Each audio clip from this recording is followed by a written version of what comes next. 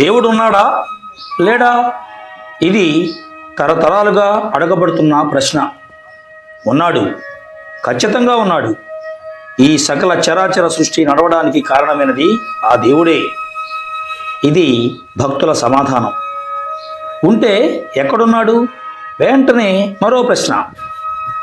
మేము నమ్మిన మా దేవుడు మేము దర్శించిన రూపంలో, మేం పిలుచుకునే పేరుతో మా హృదయాల్లో కొలువై ఉన్నాడు. ఇది ఆస్తికుల జవాబు. దేవుడు అనేది ఒక నమ్మకం. ఆ నమ్మకాన్ని అడ్డం పెట్టుకొని ఎవరు ఎవరిని వంచకూడదు అనేది నాస్తికుల వాదన.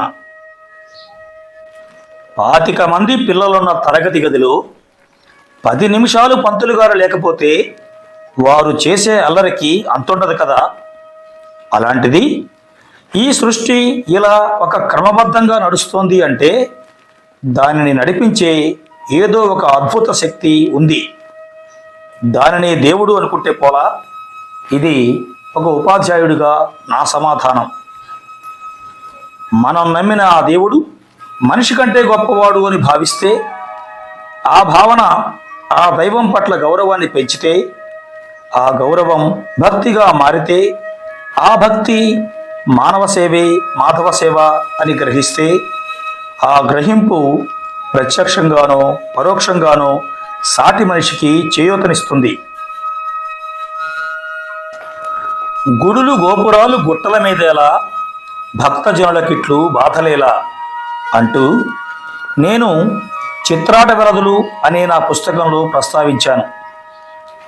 ఇందుగలడందు లేడని సందేహము వలదు అని.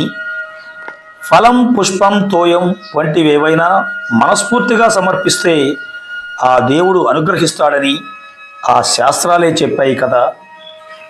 కష్టాలలో ఉన్నవారు కళ్ళ ముందు కనిపిస్తే వారి పట్ల కనికరం చూపిస్తూ ప్రశాంతంగా కూర్చొని మనసులోని దేవుణ్ణి మౌనంగా ప్రార్థిస్తే పోలా. ఇలా రైళ్లెన్నో మారి మైళ్ళెన్నో దాటి కొండలు ఎక్కి క్యూలైన్లలో కునికిపాట్లు పడి దండిగా కానుకలు హుండీలలో వేయడం ఎందుకు అనుకునే నాకు ఇటీవల జరిగిన తిరుపతి తీర్థయాత్ర కొన్ని నిజాలను తెలిపింది. అందరూ పై విషయంతో ఏకీభవించకపోవచ్చు. అలాంటి వారు తమ సంపాదనలో కొంత భాగాన్ని ఈ సమాజానికి పంచమని అడిగితే ఎవరు ఒప్పుకుంటారు చెప్పండి? తామెక్కిన వాహనాలు నడవడానికి, తాము తినే ఆహారాలు కొనడానికి కొంత ఖర్చు చేయడం వల్ల ఆయా వ్యవస్థల మనుగడకు తమ వంతు వాటాను ఈ యాత్రికులు చెల్లిస్తున్నట్లే కదా. తమ అదృష్టం కలిసి రావడానికి కారణం ఆ దేవుడే అని భావించి విరివిగా కానుకలు సమర్పిస్తే ఆ గుడి మీద ఆధారపడ్డ వారికి ఆసరా లభించినట్లే కదా. ఆ తిరుపతి వెంకన్నకు భక్తులు సమర్పించిన కానుకలతో నిండిన హుండీలలోని సంపదను లెక్కించే పనిని పరకామణి అంటారని, ఆ సేవలో పలుసార్లు పాల్గొనడమే కాక 10 మందిని ప్రోత్సహిస్తున్న నా మిత్రుడు మరియు నా సహోపాధ్యాయుడు అయిన మద్దిరెడ్డి జగన్మోహన్ రెడ్డి గారి ప్రేరణతో నాకు కూడా ఈ పరకామణి సేవలో ప్రవేశం లభించింది. అనుకున్నది తడవుగా మరో మిత్రులు ఉపేంద్రారెడ్డి గారి సహకారంతో రిజిస్ట్రేషన్ తంతు ముగిసింది. అప్ అండ్ డౌన్ ట్రైన్ టికెట్ల దగ్గర నుంచి అక్కడికి వెళ్ళిన తర్వాత చేయవలసిన ప్రతి పని గురించి పక్కాగా ప్లాన్ చేసిన జగనన్న నేతృత్వంలో సారథి గారు, శ్రీనుద్వయం, నేను గత నవంబర్ మాసంలో తిరుపతి ట్రిప్ వేశాం.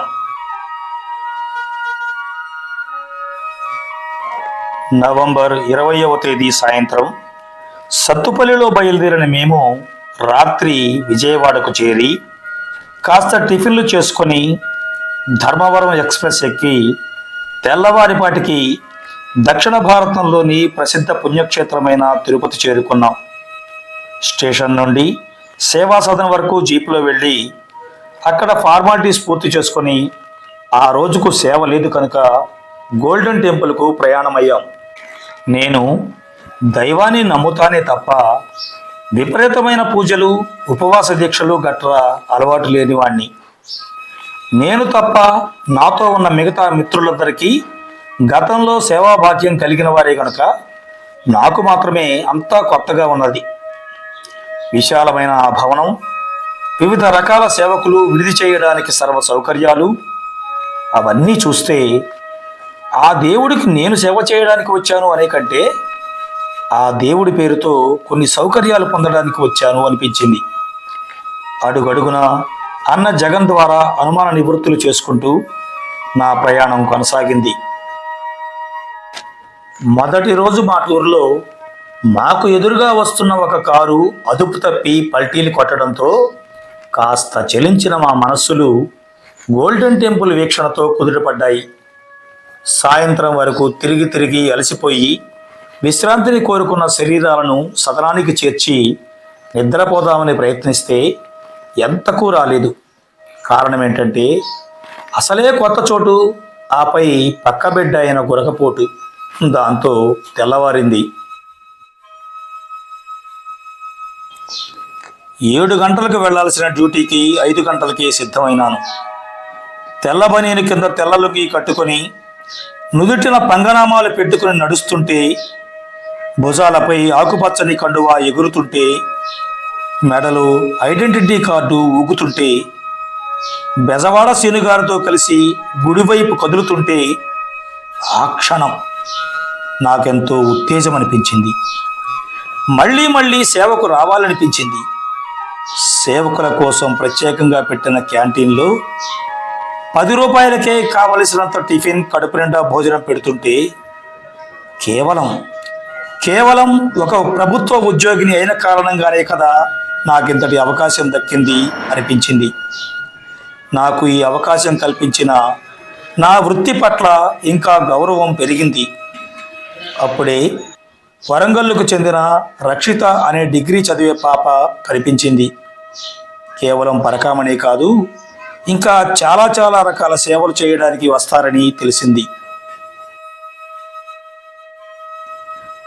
దేవస్థాన అధికారుల నోటి వెంట మరోసారి నియమావళిని విని పరకామణి ప్రవేశ ద్వారం ముందు కట్టుకున్న లుంగీని భుజాన వేసుకొని కడ్రాయర్తో సీసీ కెమెరాల ముందు నించున్నప్పుడు మాత్రం కాస్త ఇబ్బంది అనిపించింది. కానీ అంతలోనే చేసేది మంచి పని అయినప్పుడు చిన్న వాటిని ఇబ్బందిగా భావించకూడదు అనిపించింది. 7 కొండలవాడి సన్నిధి నుండి 8 గంటలకల్లా వచ్చిన 9 హుండీలలోని సంపదను, నోట్లను, చిల్లరను, ముడుపులను, బంగారాన్ని, ఇంకా ఇతర వస్తువులను వేరు చేస్తుంటే, జీవితంలో తొలిసారిగా ఇంత డబ్బును ఒక కుప్పగా చూస్తుంటే, దేనికది విడివిడిగా కట్టలు కడుతుంటే కళ్ళు జిగేలమంటున్నాయి. అయినా నా పిచ్చి కానీ వడ్డీ కాసుల వాడి డబ్బును లెక్కయ్యలేక సాక్షాత్తు కుబేరునికే సాలొచ్చింది.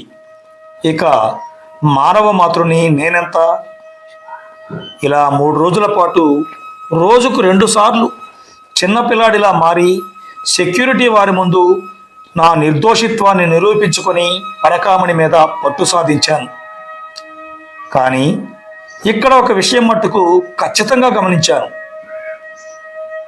ఇక్కడ ఉన్న సొమ్ములు కష్టపడిన దానికంటే కలిసి వచ్చిందే ఎక్కువ, చెమటొంపిన దానికంటే సునాయాసంగా సంపాదించిందే ఎక్కువ. నాకు ఎప్పటి నుంచో ఒక కోరిక ఉంది. తిరుమల గుడి పరిసరాల్లో ప్రశాంతంగా కొన్ని గంటలు గడపాలని. ప్రతిసారి వెళ్ళకముందే వెళ్ళిన తర్వాత ఏం చేయాలోనని, వెళ్ళిన తర్వాత ఎలా తిరిగి రావాలి అని ప్లాన్లు వేయడం తప్ప 10 నిమిషాలు ఉన్నది లేదు. ఈసారి మాత్రం 3 రోజుల పాటు మాడవీధుల్లో కాళ్ళు అరిగేదాకా తిరగడం చాలా సంతృప్తినిచ్చింది.